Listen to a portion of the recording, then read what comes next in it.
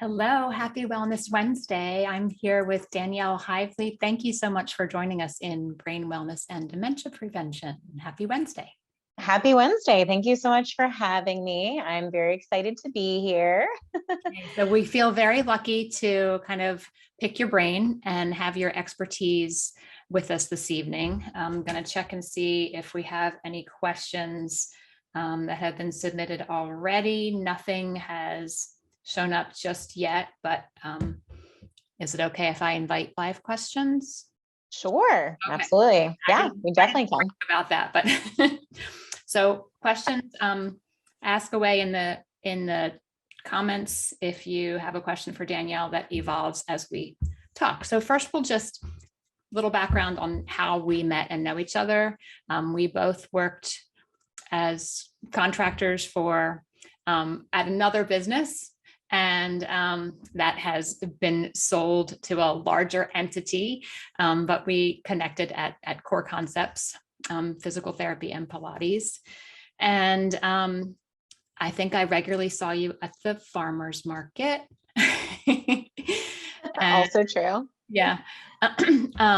So I know that you have been an active personal trainer, but your expertise is broader than that. So I'm going to read Danielle's bio for everybody. Okay, so Danielle is a functional nutritional therapy practitioner, restorative wellness practitioner, and certified personal trainer. She specializes in drainage protocols, parasite cleansing, mold detoxification, and getting to the root cause.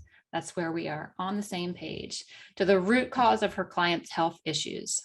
She uses functional blood lab testing as well as various nutritional assessment tools to help identify hidden pathogens plaguing the body. So Danielle recently launched her Drainage 101 course, so we'll want to hear a little bit about that, to give you all the tools to help you open and clear your drainage pathways.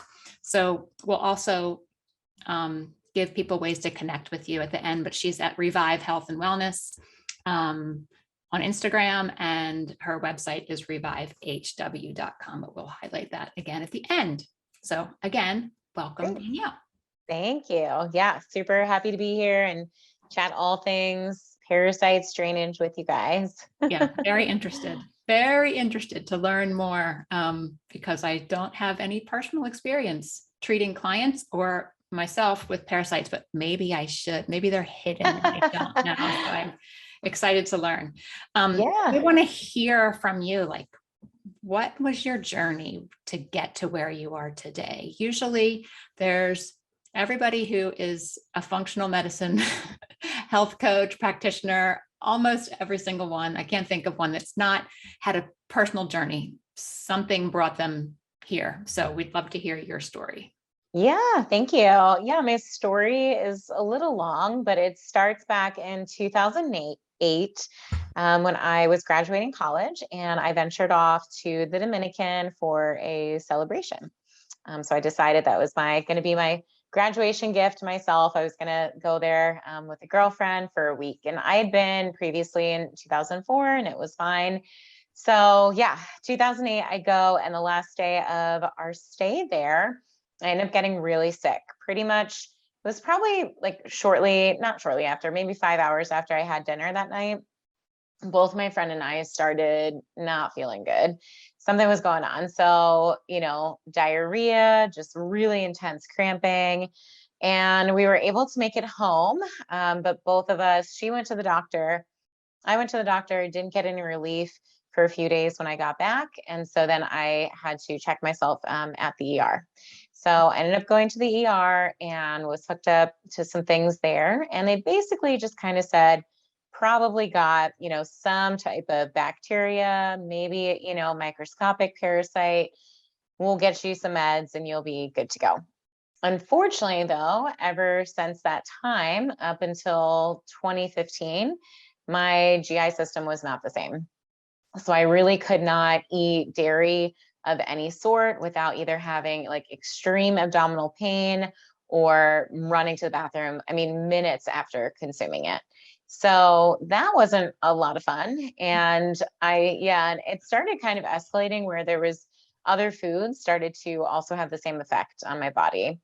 So in 2013, I just kind of decided to do some research on my own and figure out like, what can I do? What's going on? And I stumbled upon like a couple, nutritional supplements that I figured I would try. And that definitely did seem to help, but I still wasn't having full relief. So I decided in 2015 that I would explore even more. And I just said, I really want to go back to school. Like, I just want to learn about this. I need to know how I can help myself. No one really has any answers for me.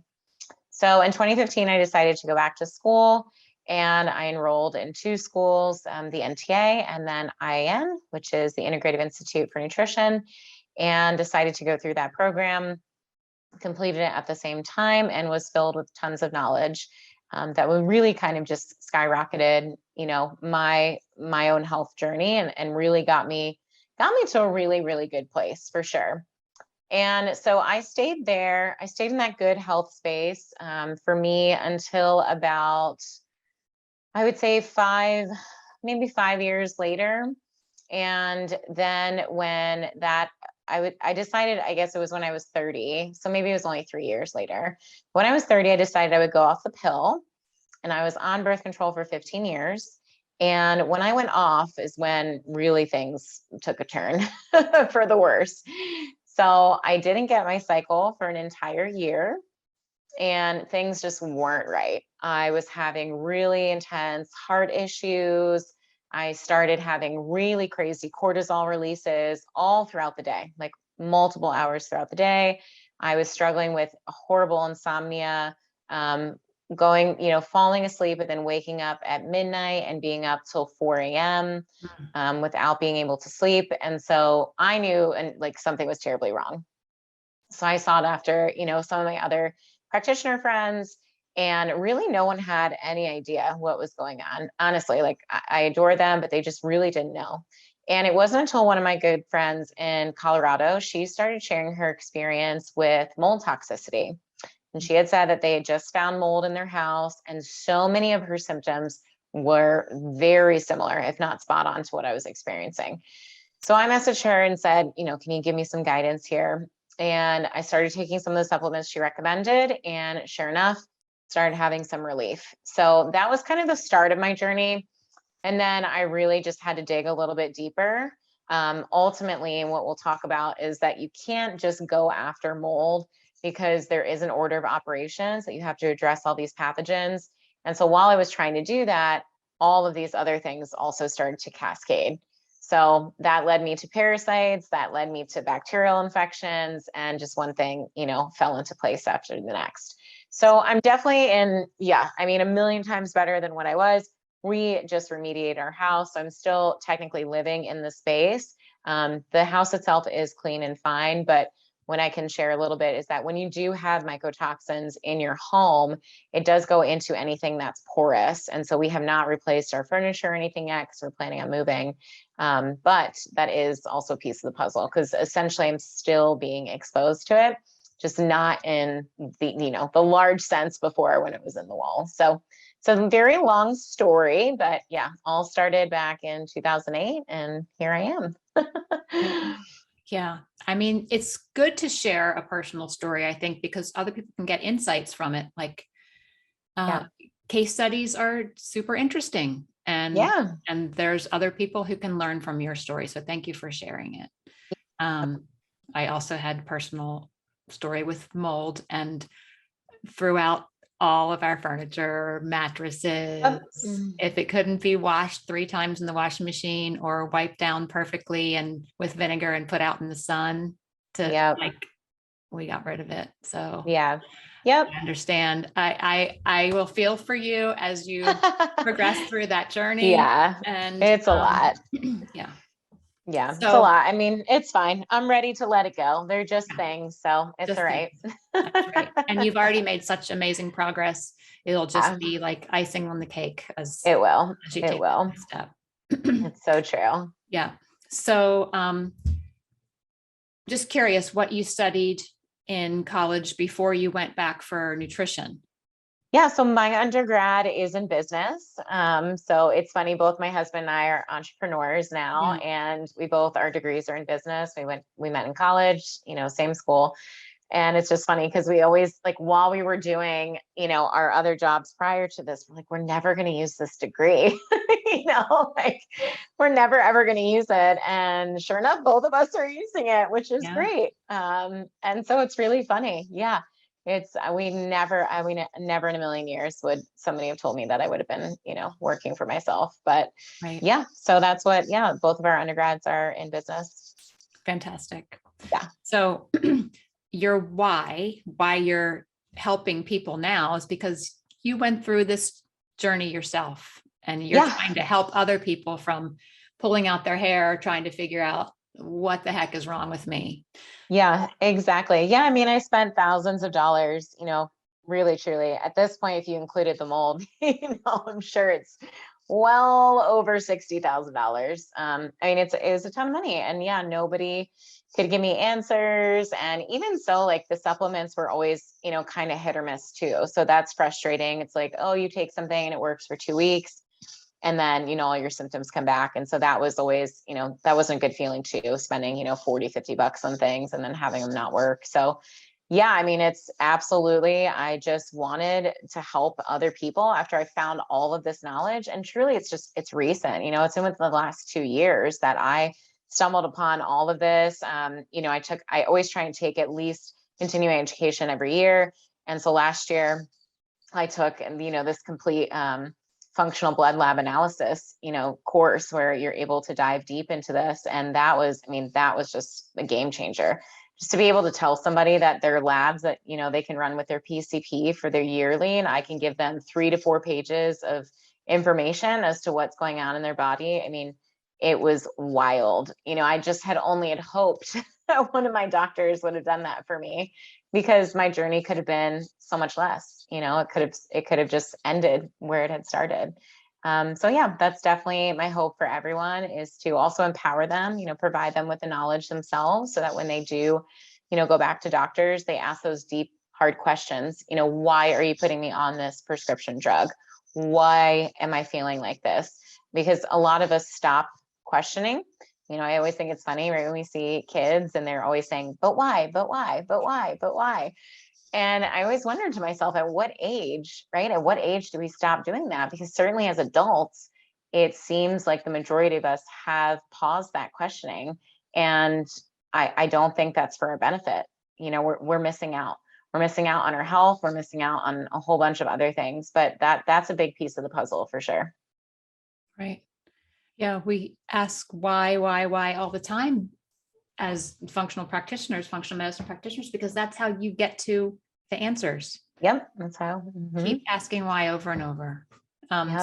So what clients do you serve mainly? Yeah, so my clientele right now is typically women, although recently I have had their husbands come along. So yeah, I typically work with women. I would say normally the age range is 27, anywhere up to, I guess my oldest is right around 65. So it's kind of a wide range. I think the average is in their mid 30s. But yeah, I do have people, and it's just kind of from referrals, but yeah, I would say the average is in their early 30s, and it's same situation as myself, where they've seen countless naturopaths, countless functional medicine doctors, and they have no answers.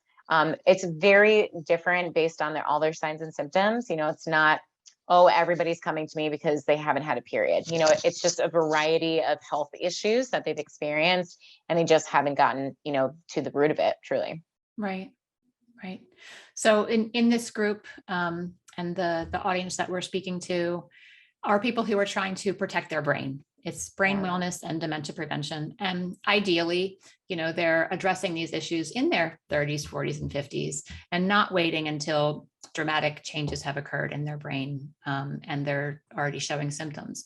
Though there is some evidence that even when you're in early stages of dementia, that there can be some reversal, but ideally, we want to be addressing full body health, which impacts our brain from an early age. So gut health is very high on the list when we are talking about brain health. So it looks like, from what you've shared from a personal story and your clients that you reach out to and help, that gut health is a big issue. Yeah. Um, Yeah. and so, Yep. can you share a little bit about, I don't know, gut health in general as a foundation for overall health? Do you have anything you want to add in that area? Sure. Yeah. So gut health is super important. It's definitely where we start when we talk about drainage pathways. It is a huge foundation with our drainage healing process. So gut health is really everything. Honestly, 80% of your immune system is in the gut. And then your largest nerve in the entire body, which is the vagus nerve, runs from the brainstem all the way down into the gut. And so those two things already tell you a lot. If 80% of your immune system is in the gut and you have an unhealthy gut, well, then your immune system is also going to be unhealthy. And the vagus nerve really controls whether we're in fight or flight or in a relaxation mode. It's definitely doing other things. The best way I can describe, like, how do I know, when I'm in touch with my vagus nerve? And it's when you have a gut feeling. I mean, that's truly it, right? That's your vagus nerve communicating to you saying something isn't right, or this feels really good. That's good. So your vagus nerve is so, so important. And there are different things that you can do to stimulate that and just make sure, it's fully functioning and working. But at the root of it is if you're dealing with issues like constipation, diarrhea, you're seeing undigested food in your stools are floating, you have indigestion, acid reflux, GERD, any of those things, that all goes back to the gut. That means you have an unhealthy gut. That is that's at the root. So, what I talk about a lot and what we see on labs is something called leaky gut. And so leaky gut is intestinal permeability. It's when the intestinal wall has a hole and is physically opened up. And this can happen for a whole slew of reasons. There's about 20 different ways that this can happen. So it's very, very, very, very common. What happens though when you have leaky gut is that the food that you're eating, especially if you're not chewing it well, if it's not digesting properly, it's going to start to make its way into the bloodstream. And that can then lead to autoimmune disease. It can lead to food sensitivities, food allergies, all kinds of other things. And in terms of pathogens and bacteria, if you have leaky gut and those pathogens and bacteria aren't dying because you don't have enough stomach acid, they're also going to make their way into your bloodstream and go systemic into the body. And there are certain parasites that have capability of making their way to the brain. There's lots of different bacteria that also can make their way to the brain and certainly cause a lot of issues. I personally do believe that in terms of, neurological disease and disorders, that it's at the root of that is definitely, one of those 5 things, whether it's mycotoxins, heavy metals, parasites, bacteria, or viral infections. It's one of those 5, if not all 5. It just, it makes sense. And yes, they can, pharmaceutical companies will have you believe others, but that's at the root. It's just, we're not addressing these toxins and your toxicity load gets really full. And that can lead to a really unhealthy gut, a really unhealthy brain. So it's always that gut brain connection is in place 24/7. Again, your neurotransmitters are made in your gut, a large majority of them, and that's really important. That's controlling your emotions, it's controlling how you feel from day to day. Are you hungry? Are you full? Do you have cravings? How you're reacting to situations? Are you stressed, anxious? So it's all the time. It is the truth. And I love that you're focusing on that. If you have an unhealthy gut, your brain is also suffering at the same time. Right. They used to think that the blood-brain barrier just kept everything out. And now they're learning not so much. Not so much. Things can get in, things can get out. And like you said, the vagus nerve, just a direct line. Direct line. Yeah. Mm-hmm. So I'm just going to backtrack and ask a question. Sure. You mentioned there's lots of ways to address the vagus nerve. And I teach yoga, used to be a personal trainer. That's not my focus anymore, but we talk about the vagus nerve a lot. Do you have any favorite ways to support vagal tone? So humming is so humming loudly, like humming as loud as you can. Really good one. Gargling is also really good. I don't know if it's my favorite, but it's the one I choose to do. I have a sauna, and so I go into the sauna and then I immediately afterwards go into a cold shower. And that is an excellent way that hot cold therapy can stimulate your vagus nerve. So the first 30 seconds are definitely painful, but then your body kind of just goes numb and you forget that you're in there. I have very slowly increased my cold shower time. I think I could take about 3 seconds initially and only my face. And now I'm up to like maybe 30 seconds, whole body. Yeah. Working up to it. The sauna definitely helps because you're coming from a really hot environment. So I cheat a little bit by doing that. Yeah. Yeah. I wish I had a sauna. I do not. I just do like a hot shower as hot as I can stand and then right to the cold. Yeah. Yeah. So that's probably my favorite. I mean, I don't gargle or hum. I mean, I have done it, but that one's definitely probably it's the one I choose to do, and it's just easy for me. Yeah. So I really like that one. Great. Thanks for sharing those. Yeah. For those that don't have a sauna or can't tolerate the cold, then hum while you're in the shower, hum really loud while you're in the shower. Very loudly, or you can gargle. Yeah. Both of those. Great. So because your specialty area is something we haven't talked about at all in this group, I would like for you to kind of really dive in. So when you say drainage, you have a drainage 101 course.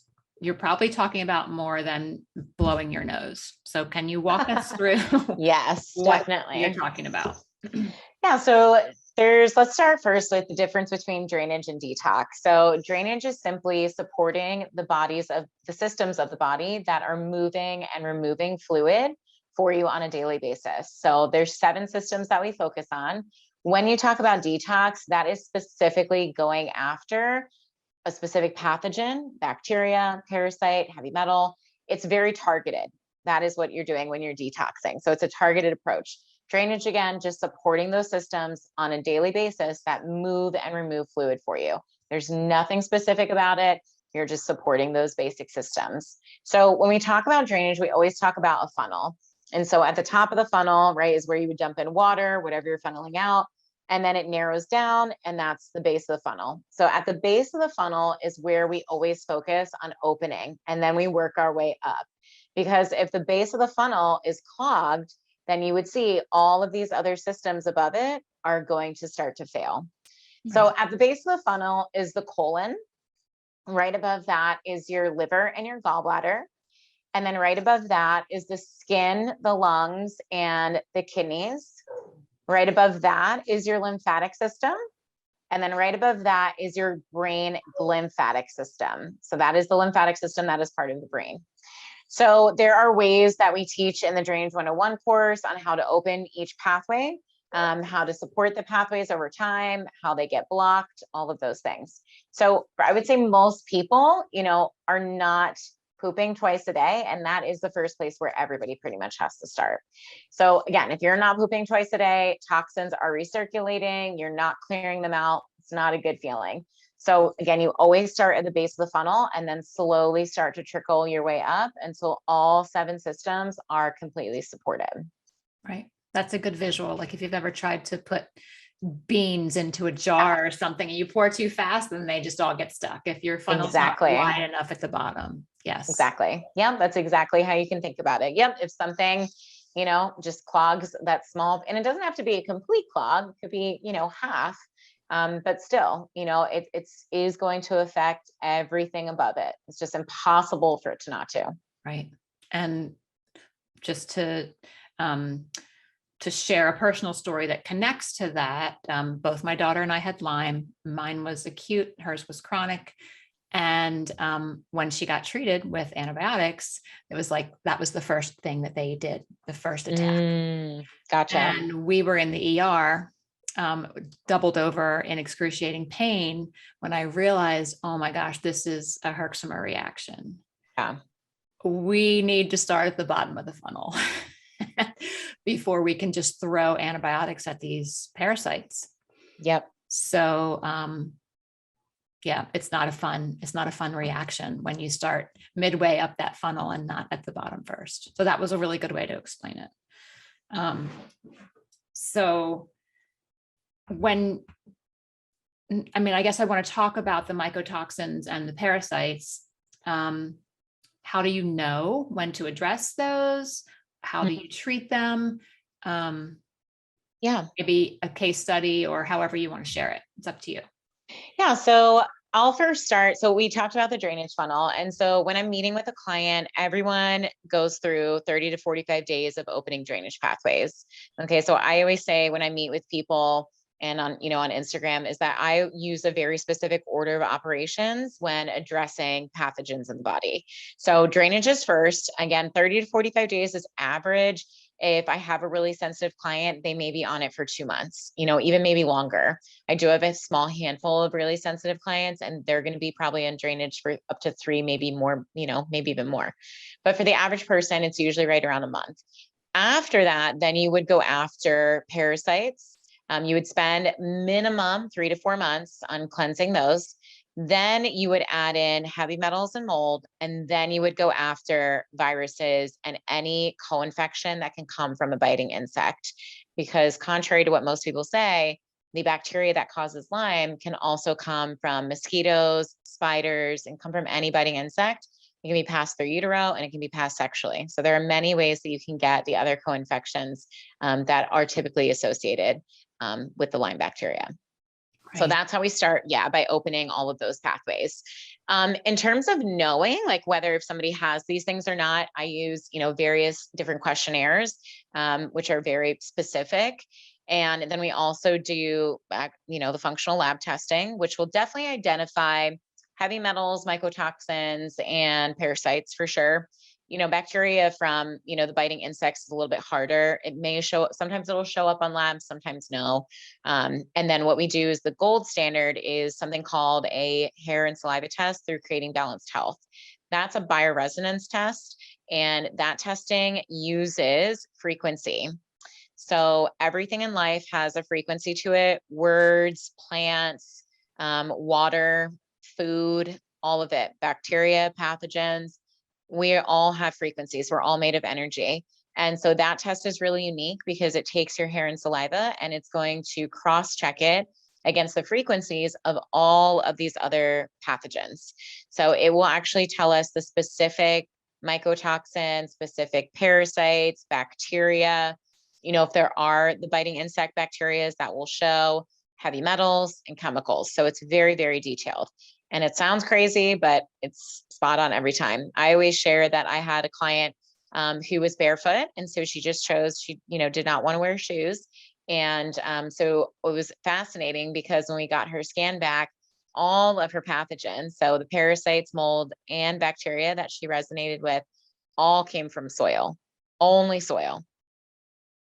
And so it was fascinating. So it's things like that where it's reassuring, because in the beginning, some people are like, how could this work? But every time it is spot on, and we're just constantly amazed by it. Yeah, that is unfamiliar to me. I mean, I've heard the concept of everything has a frequency, but not of that specific test. And thank you for sharing it. I tend to initially be like a skeptic, like you're gonna have to prove it to me. Yeah, a lot of people are. So yeah, so that's just interesting to hear more about that as a testing method. Yeah, that's kind of amazing.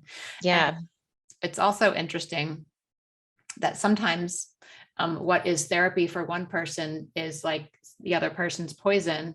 And it's hard to know. Yeah. I say that because we're taught, in a lot of scenarios to put your feet on the ground. It's good for ground. Oh, for Take sure. off For your sure. shoes, Yeah. walk in the grass. Yeah.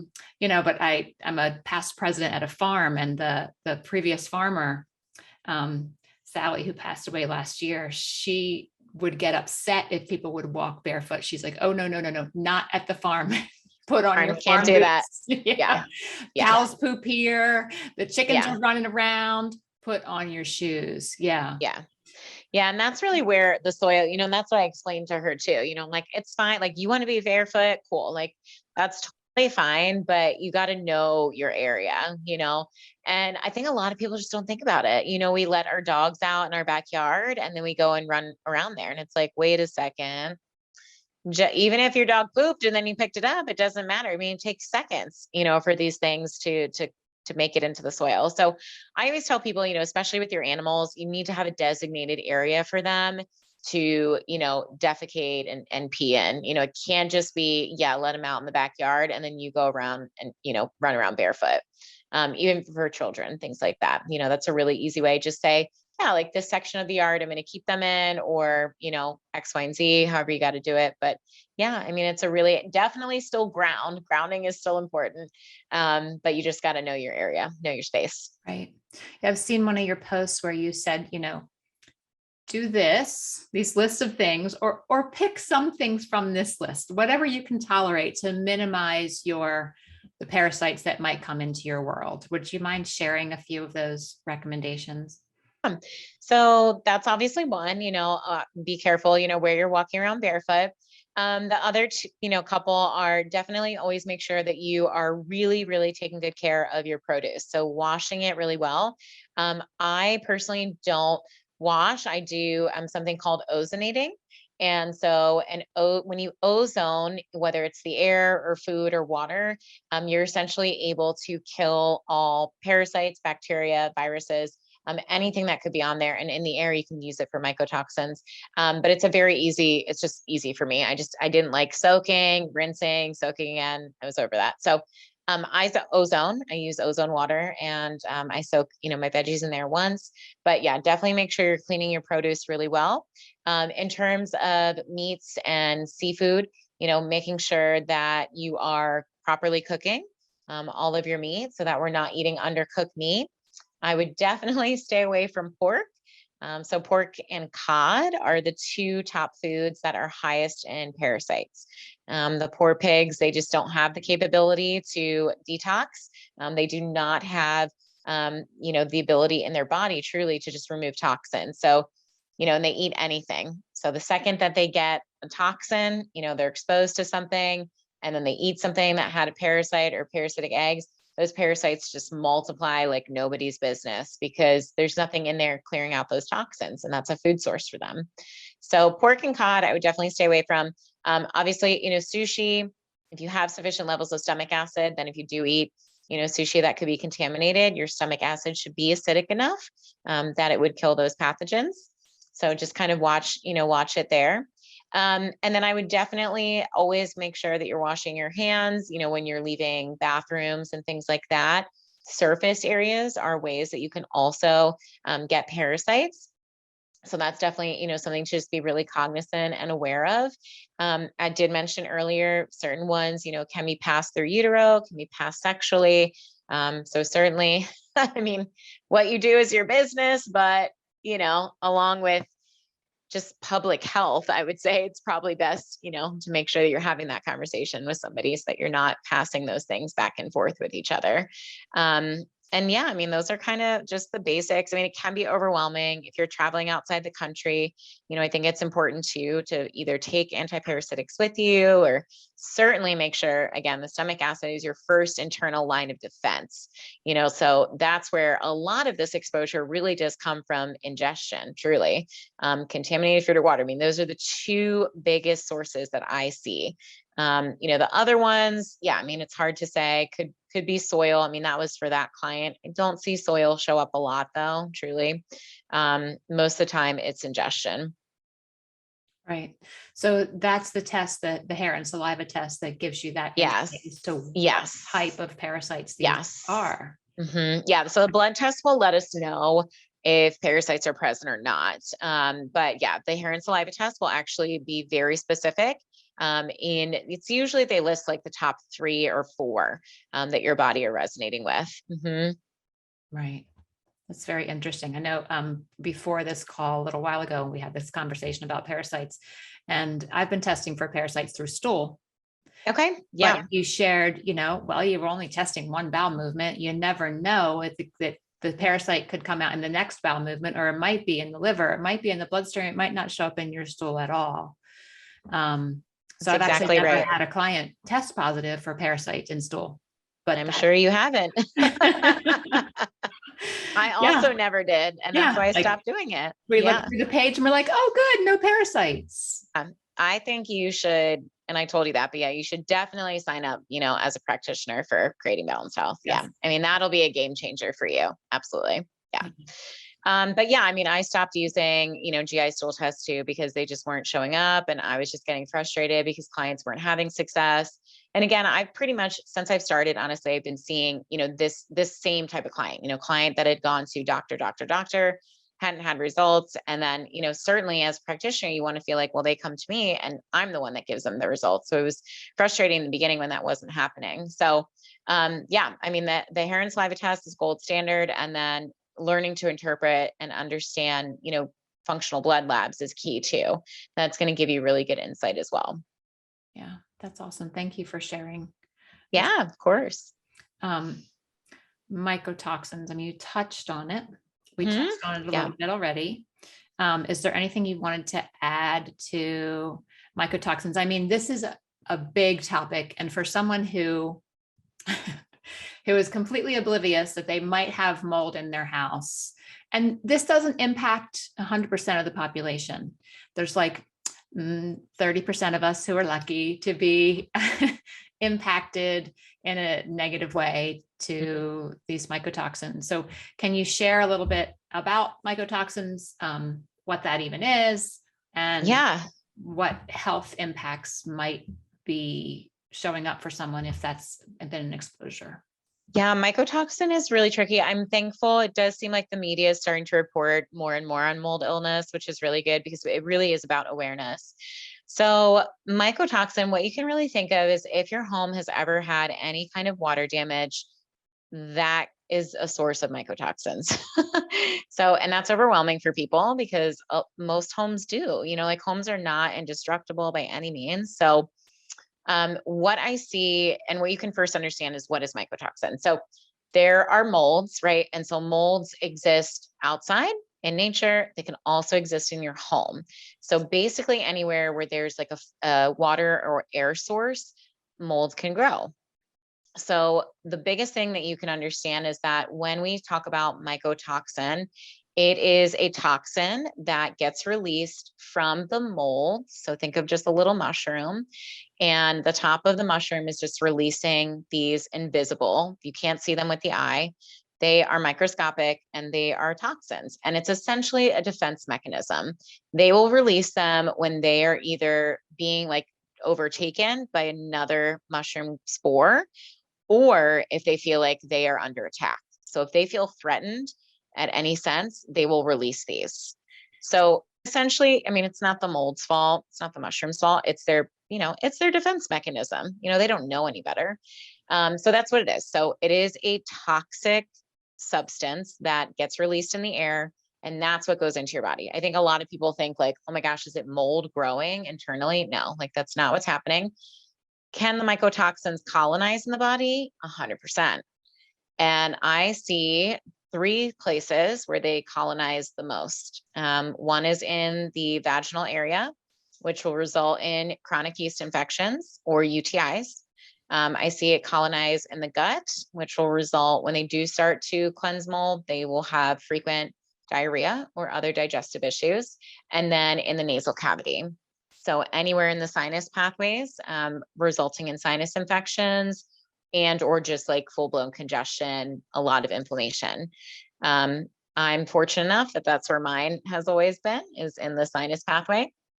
I'm really thankful I have not, had any severe issues there, but I know immediately upon walking in somebody's home, a hotel room, an Airbnb, I know within seconds if there's mold there because my sinuses will just completely clog and I won't be able to breathe. So it's a gift and a curse.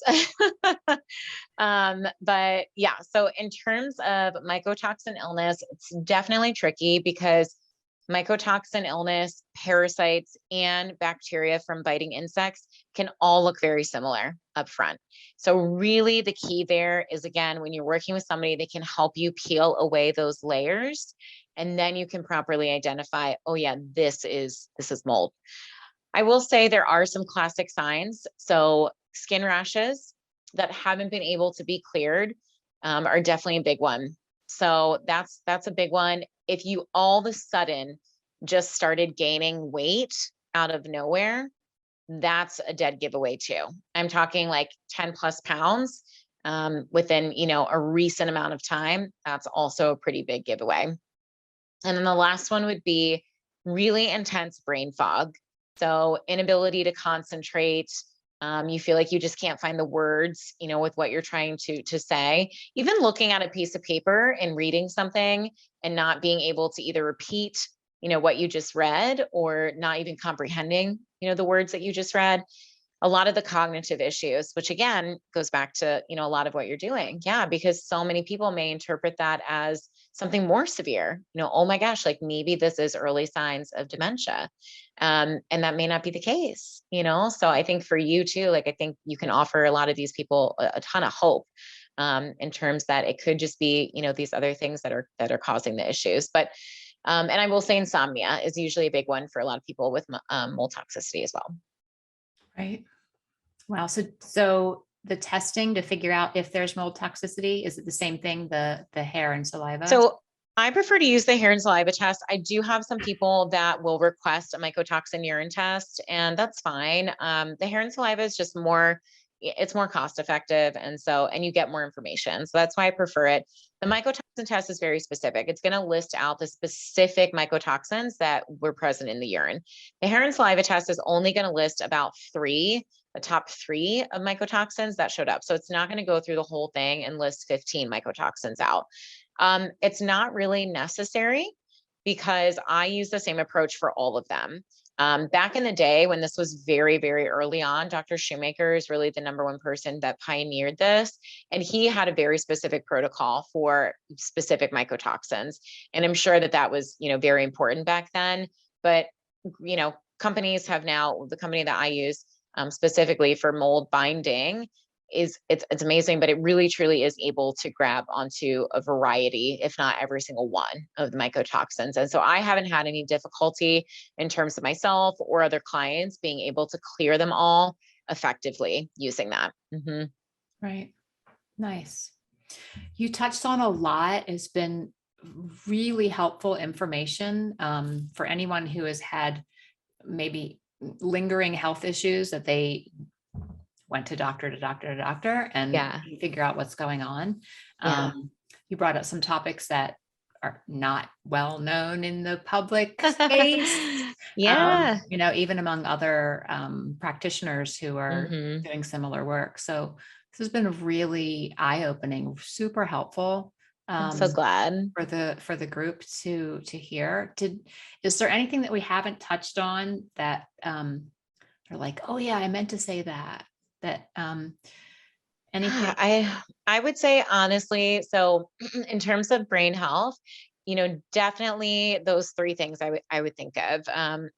Certainly, parasites, mycotoxins, really, really specific with, these bacteria that come from biting insects. Borrelia is one of them, but there's about, 6 other that are very, very common. And a lot of those can have a significant impact on brain health and function. It is certainly very possible to also live with them and live very long lives, not have any issues. So I just say, yeah, I think you just have to addressing all of those things it'll extend your life. Who knows how long, but you will have a much longer life than not doing it. So I would just encourage people to, really dig deep.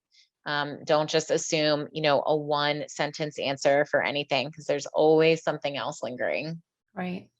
Thank you for bringing the Lyme, Borrelia, Babesia back up, because I just want to comment that everybody's different. And like you said, people are going to respond differently. I know some people that have gotten a tick bite and they got a fever and they got flu-like symptoms and they got the bullseye and they knew that I was bitten by a tick. Maybe they found the tick, maybe they didn't. They did their couple weeks of treatment and they're fine. And there's some people who got bit by a tick. They didn't really respond. Their immune system was like, meh, something might be happening, but there's no fever, there's no flu-like symptoms. And so the doctor says you probably don't have Lyme. Yeah. but that might be the person who is more at risk because they didn't have a major immune response to handle it. Yeah.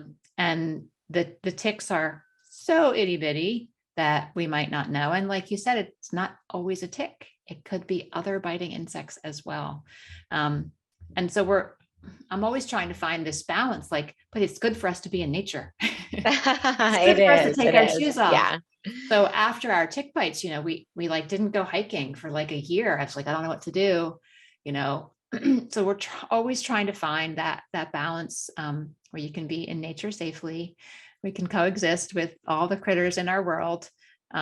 We need each other. There's lots of critters that we couldn't live without. Yeah, So we're just absolutely. trying to find that happy balance. Yeah. And it's not about being fearful. I mean, at this rate, I think most people have bacteria, if it's not Borrelia, you definitely have one of those others. I mean, it's impossible, truly. Because again, I think majority transmission is coming from mosquitoes. I mean, they're just flying much more faster. They're also, you don't know how many other people they were biting before they got to you. And so we want to always blame the ticks, but they're slow. And most, you know what I mean? Like a lot of people also don't come in contact with ticks, but I'm seeing these bacterias. I mean, 7 out of 10 clients, it's very, very common. It's Wow. much more common than we think. And you're not going to hear about it because, big pharma is not going to be funding that, truly. So yeah, there's no fear around it. You just need to make sure that you're working with somebody who can get you on, a good protocol, to make sure that you are doing exactly as you mentioned, training your immune system to properly fight it off. Because that is the most effective way to go after those things. Right. Support our own natural immunity. The body knows what to do if we give it the support that it needs. Absolutely. Yeah. Well, thank you so very much, Danielle. It was amazing to have you on tonight. You were a wealth of information. You're so welcome. And I guess we'll be in touch and connect again soon. Thank you again. That sounds great. Thank you for having me. Take good care. All right. Bye. Bye.